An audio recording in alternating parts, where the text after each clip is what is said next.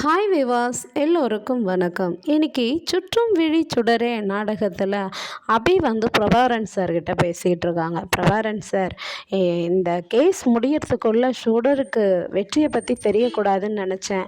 ஆனால் இருந்த சூழ்நிலையில் எல்லார் எதற்கும் அவன் அதை போட்டு உடச்சிட்டான். அதனால் சுடரும் ரொம்ப ஃபீலாக இருக்கா. அதுக்கப்புறம் இந்த கேஸை எனக்கு அப்ளை பண்ணுறதை தவிர வேறு வழி தெரியல சார். இந்த கருணாகரனுக்கும் என் பொண்ணு தான் சுடருன்னு சொல்லிட்டு தெரியக்கூடாதுன்னு நினைக்கிறேன். அதுவும் வேறு எப்போ வரையும் தெரியாமல் இருக்கும்னு தெரியல. அதனால் இந்த கேஸை நம்ம அப்ளை பண்ணலாம் அப்படின்றாங்க. உடனே பிரபாகரனும், கரெக்ட் அபி, இந்த கேஸை நம்ம அப்பீல் பண்ணுறது தான் நல்லது. நீங்களும் அதை ஒத்துக்க மாட்டீங்களேன்றதுனால தான் நானும் வெயிட் பண்ணேன்.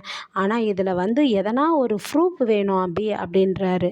ஆமாம், நானும் அதை தான், என்ன ப்ரூஃப் எடுக்கிறது பிரபாகரன் சார் நம்ம இந்த கேஸை அப்பீல் பண்ணுறதுக்காக அப்படின்னும் சொல்லி கேட்குறாங்க. அதுக்கப்புறம் அபி, நான் ஒன்று சொல்லவா, ஆனால் நீங்கள் தப்பாக நினைக்கக்கூடாது அப்படின்றாரு. வெற்றியை அன்றைக்கி சொன்ன பதிலில் அவன் தானே சாட்சி சொன்னான். இப்போ எனக்கு அந்த சாட்சியில் சந்தேகம் இருக்குதுன்னு வெற்றிக்கிட்ட சொல்லி அவனை இது பண்ணி கேஸ் அப்பீல் பண்ணலாமான்னு கேட்குறாரு. இல்லை சார், வெற்றிக்கிட்ட கேட்குறதும் எனக்கு அவன்கிட்ட பிச்சை கேட்டு நிற்கிறதும் எனக்கு பிடிக்கல. அந்த ஒரு விஷயத்தை தவிர வேறு எதனா ஒரு வழி இருந்தால் சொல்லுங்கள் அப்படின்னு அபி சொல்கிறாங்க.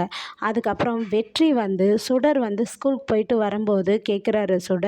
சுடர் நெல்லுடா, நீ என்னை எவ்வளோ அடி ஒன்றாலும் அடி, திட்டு, எது ஒன்றாலும் பண்ணு, ஆனால் என்கிட்ட பேசாமல் மட்டும் இருந்துடாதடா சுடர் அப்படின்னு கேட்குறாரு. ஆனால் வெற்றிக்கிட்ட சுடர் பேசவே இல்லை. போகும்போதும் வரும்போதும் மறுநாளுக்கு ஓடி போய் கொடை பிடிச்சிக்கிட்டு நிற்கிறாரு. அந்த கொடையை தள்ளி விட்டுறாங்க. ஷூவோட லேஸ் கழண்டிச்சு, அந்த ஷூவை போட்டு விடுறாரு. அப்போ கூட சுடர் பேசவே இல்லை அவர்கிட்ட.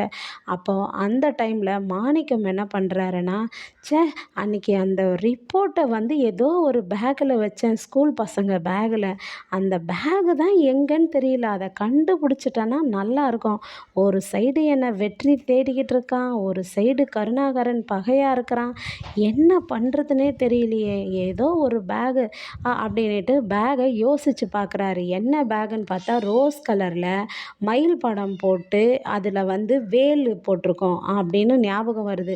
அந்த டைமில் சுடர் அந்த பேகை மாட்டிக்கிட்டு வராங்க. வரும்போது அப்போது சுடர் கிராஸ் ஆகும்போது மாணிக்கம் திரும்பிடுறாரு. திரும்பிட்ட பிறகு சுடர் எங்கன்னு தெரியல.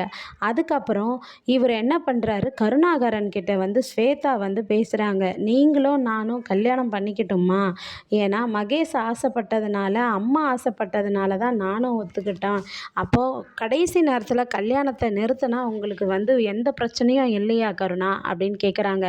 எனக்கு என்ன பிரச்சனை இருக்குது ஸ்வேதா, பார்வதி இடத்துல வேறு யாரையும் வச்சு எனக்கு பார்க்குறதுக்கு மனசு கேட்கல தான். ஆனால் இருந்தாலும் என்ன பண்ணுறது, அத்தை எவ்வளோ பூஜைகள் பண்ணாங்க, எவ்வளோ பரிகாரங்கள் பண்ணாங்க. நீ மகேஷுக்கு என்னை கல்யாணம் பண்ணிக்காமல் அம்மாவாக இருக்க முடியாதுன்னு அவங்க நினைக்கிறாங்க அப்படின்னு சொல்கிறாரு. அதுக்கப்புறம் மகேஷ்க்கு என்னன்னா, கருணாவுக்கு ஒரு கால் வருது. சார் காஞ்சனா பழிச்சிக்கிட்டாங்க சார், கண்ணு முழிச்சிட்டாங்க அப்படின்ட்டு. உடனே என்னது, காஞ்சனா கண்ணு முழிச்சிட்டாளா அப்படின்னு ஓடி ஹாஸ்பிட்டலில் பார்க்குறாரு. ஹாஸ்பிட்டலில் பார்த்து காஞ்சனாவை கேட்குறாரு. சொல்லு, நீ அன்றைக்கி சொல்ல வந்தியே அபியை பற்றி, என்ன சொல்ல வந்த சொல்லு அப்படின்னு கேட்குறாரு. சார், அபிக்கு ஒரு பொண்ணு இருக்கா சார் அப்படின்றாங்க. என்னது, பொண்ணு இருக்காளா, எப்படி இருப்பா, எங்கே அந்த பொண்ணு எங்கே அப்படின்னு கேட்குறாரு. இல்லை சார், 10 வருஷத்துக்கு முன்னாடி ஜெயிலில் அவளுக்கு ஒரு பொன் குழந்தை பிறந்தது, அதை தான் நான் சொல்ல வந்தேன். அந்த பொண்ணு பேர் கூட எனக்கு அடையாளம் தெரில சார், அந்த பாப்பாவை அடையாளம் தெரியல, பேரும் தெரியலன்றாங்க. அந்த பொண்ணோட பேர் என்ன, அபியா இருக்கும், இது சரளாவாக இருக்குமா, ஜான்சியாக இருக்குமா, கல்யாணியாக இருக்குமா, பவித்ராவாக இருக்குமான்னு ஒவ்வொரு பேர் சொல்லியாக கேட்குறாரு. அவங்களுக்கு ஞாபகத்துக்கே வரலை.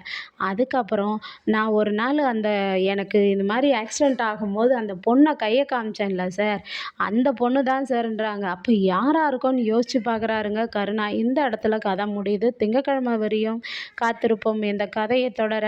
அப்போது திங்கக்கிழமையாவது அவர் சுடர் தான் அபியோட பொண்ணுன்னு தெரிஞ்சுக்கிறாரான்னு பார்ப்போம். நன்றி, பாய்.